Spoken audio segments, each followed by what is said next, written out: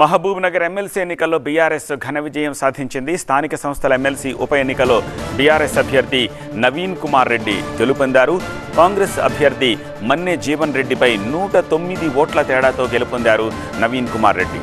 మొదటి ప్రాధాన్యత ఓట్లలోనే ఫలితం వెలువడింది. పోలైన 1437 ఓట్లలో 21 ఓట్లు చెల్లనివిగా నిర్ధారణ అయ్యింది.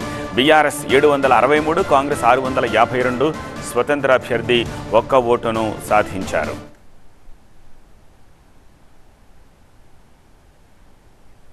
మహబూబ్ నగర్ స్థానిక సంస్థల ఎమ్మెల్సీ ఉప ఎన్నికలో బీఆర్ఎస్ విజయం సాధించడం సంతోషంగా ఉందన్నారు కేటీఆర్. సీఎం రేవంత్ రెడ్డి సొంత జిల్లాలో ఎమ్మెల్సీని గెలవడం మరింత ఆనందంగా ఉందన్నారు.